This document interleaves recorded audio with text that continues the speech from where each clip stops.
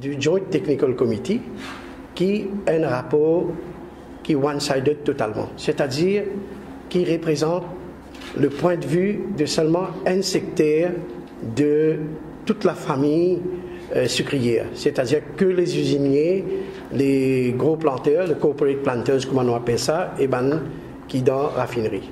Et sa Joint Technical Committee là, il n'a pas fait prendre en considération les soucis, l'avenir des banques travailleurs et l'avenir des banques petits planteurs. Et aujourd'hui, les Technical Committee peut dire dans ces 7000 travailleurs là, besoin faire ça, besoin diminuer par 40% encore. C'est-à-dire besoin diminuer par au moins 3000. Nous avons résisté 4000 travailleurs. La raison avancée, c'est pour baisser le coût de production. Puis nous tous nous connaissons que le coût de main-d'œuvre dans n'importe quelle opération n'est pas trop fort. Et on a suffisamment d'argent dans la canne. Si nous ne pouvons pas gagner casse dans le cycle, nous devons arrêter le cycle. Et nous devons arrêter de payer petits planteurs, de l'argent basé sur le cycle. L'extraction du cycle, le tonnage du cycle. L'argent qu'un petit planteur gagne aujourd'hui, il est basé que le tonnage du cycle.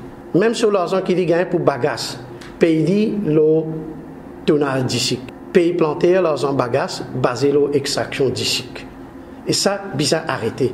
Bizarre paye planteur là sur l'argent bagasse. Si dans un arpent, on gagne 10 tonnes bagasse.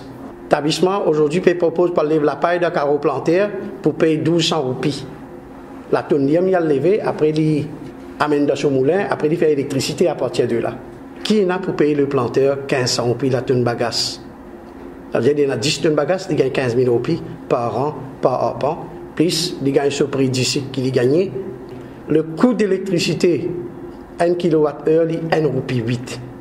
Man IPPs peut vendre ça à 3 roupies au CB par kilowattheure, c'est-à-dire 200% profit.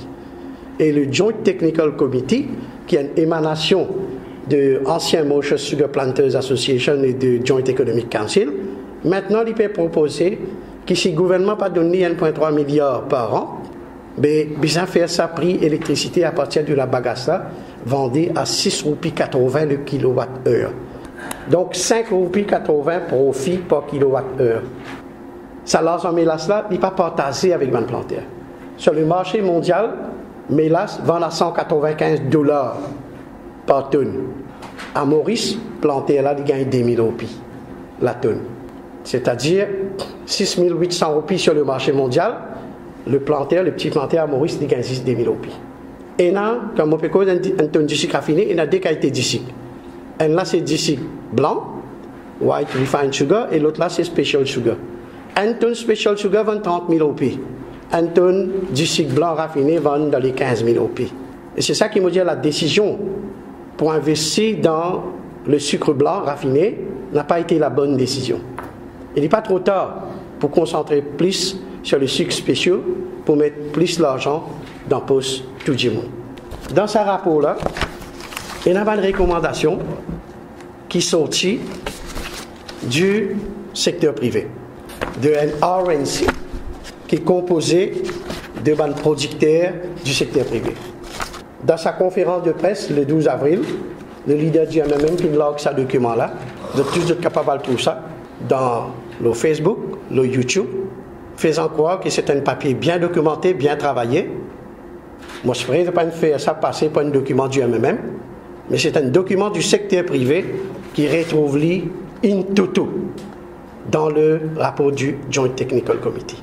Premier message clé, c'est pour l'État. Première proposition, c'est un message de solidarité vis-à-vis des bandes travailleurs à l'industrie sucrière. On nous dira un non catégorique à ce qui, n'importe quelle proposition, pour donner un coup d'épaule à l'industrie cannière, l'y faire aux dépens de bandes droits acquis des bandes travailleurs. Deuxième point fondamental, c'est reconnaître le rôle et l'intérêt des bandes petits planteurs. Bandes petits planteurs qui, comment on dit, finissent tout le temps négligés.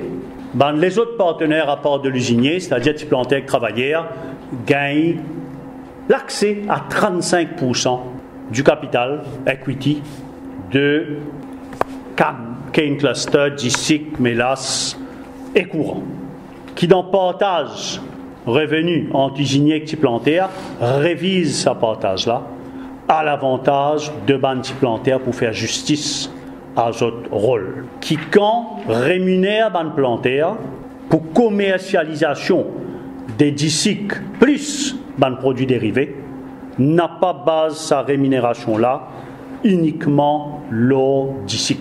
Redéfinir le partenariat, amener un nouveau partenariat entre les trois composantes, travailleurs, plantaires, désignés, et l'État.